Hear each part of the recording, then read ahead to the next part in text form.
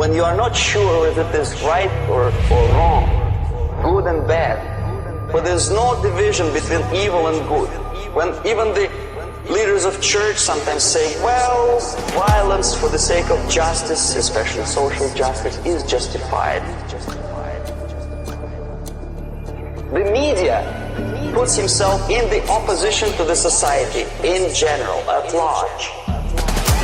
Separate, alienated, claim that they know how to lead society forward. If the power is denied to them, they take it by force. Crisis is when society cannot function any more productively. It collapses. Civil war, an invasion. To reverse this process, from here, it takes only and always military force. No other force on earth can reverse this process at this point.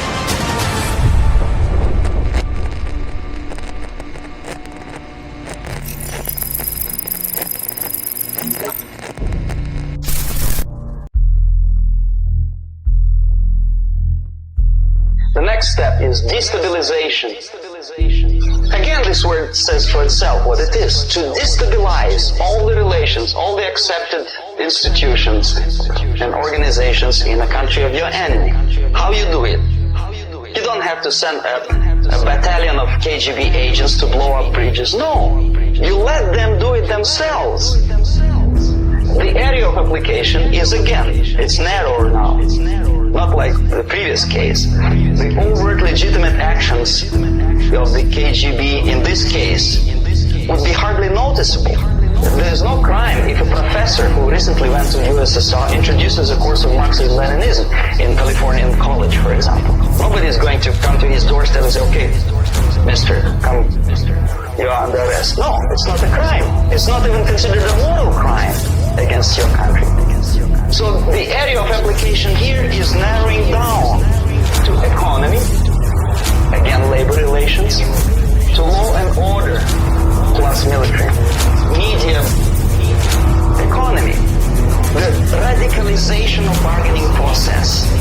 If on that stage we still could achieve theoretically some positive compromise between the negotiating sides with introduction of arbitrary judges, a third side, objectively judging the demands of both sides. Here it's radicalization. On the stage of destabilization, we cannot come to compromise even within a family. The husband and wife couldn't figure out which is better. Husband wants his kids to eat at the table, and wife wants child to roam around the room and drop food all over the floor. They cannot come to compromise unless they start a fight. It's impossible to reach a compromise, constructive compromise between neighbors. Some people say, I don't like you to watering your lawn at that time because exactly at that time I'm walking my dog and he is getting nervous. He cannot pass his bowels, so they cannot compromise. They go to civil court or something like that. Radicalization of human relations. No more compromise. Fight, fight, fight. The normal, traditionally accepted relations are destabilized. The relations between teachers and students in schools and colleges. Fight. The relations in economical sphere between laborers and employers are further radicalized. No more acceptance of the legitimacy of demands of workers. Unlike Japanese, with the day regime, if you ever heard about it, where the workers are involved in the decision-making process, therefore they don't have moral incentive to fight their bosses. In the United States, it's just the opposite. The harder is the fight, the better. The more heroic they look.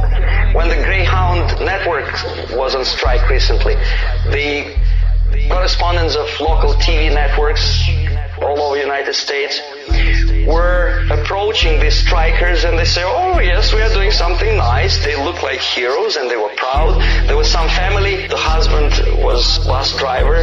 Now they decided in a protest against the bosses to camp somewhere in the forest. And they were presented to the audience as a heroic, nice people. You see? The violent clashes between passengers, picketers, and the strikers are presented as something normal. 10, 15, 20 years ago, we would be angry, say, why so much hatred? Today we are not. We say, well, commonplace. Radicalization, militarization sometimes. As I explained on that stage, I took a step a little bit further. Shooting people.